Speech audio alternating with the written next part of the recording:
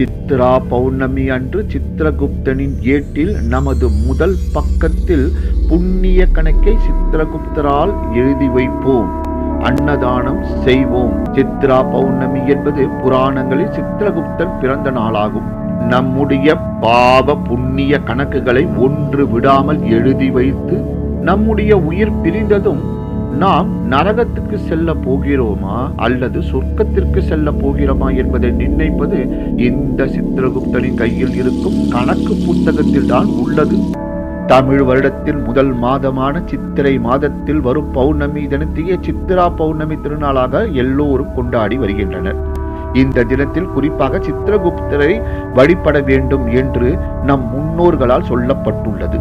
இன்றைய தினம்தான் சித்திரகுப்தனின் பிறந்த நாள் என்றும் சில சாஸ்திர குறிப்புகள் கூறுகின்றது. ஓர் அழகான ஓவியத்தை ரசித்து மகிழ்ந்த பார்வதி தேவி சிவபெருமானிடம் இந்த ஓவியத்தை உயிர்ப்பித்து தாருங்கள் என வேண்டினார். சிவனும் தன் மூச்சு காற்றால் உயிர்ப்பித்து கொடுத்தார். சித்திரம் மூலம் சித்ரா பௌர்ணமி அன்று பிறந்ததால் இவர் சித்திரகுப்தன் என்று அழைக்கப்பட்டார். அவரே யம தர்மராஜனிடம் பாவ புண்ணிய கணக்கு எழுதும் எழுத்தராக பணியாற்றுபவர் என்கிறது புராணம்.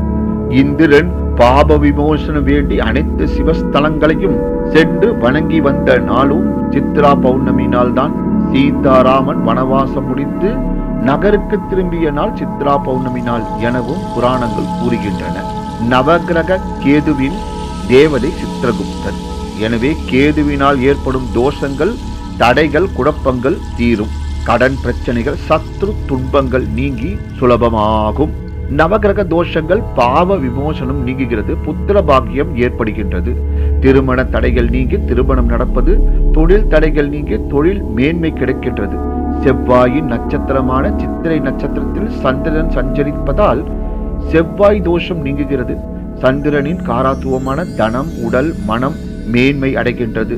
ஒருவர் ஜாதகத்தில் கேது சரியில்லை என்றால் பல பிரச்சனைகளும் உடல் உபாதைகளும் அனுபவிக்க நேரிடும். அதனாலதான் ஜோதிட சாஸ்திரம் ராகுவை போல் கொடுப்பார் இல்லை, கேதுவை போல் கெடுப்பார் இல்லை என்கிறார்கள்.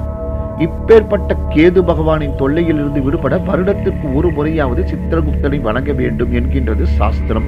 இங்கு இவரை தரிசனம் செய்தால் வாழ்வில் நல்ல பலன் கிடைக்கும்.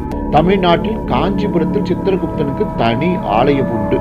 சித்ரா பௌர்ணமி அன்று இவருக்கும் இவரது மனைவி கர்ணிகாவுக்கும் அபிஷேக ஆராதனையுடன் திருமண விழாவும் சிறப்பாக நடைபெறும். நன்றி, வணக்கம், வாழ்க வளம்.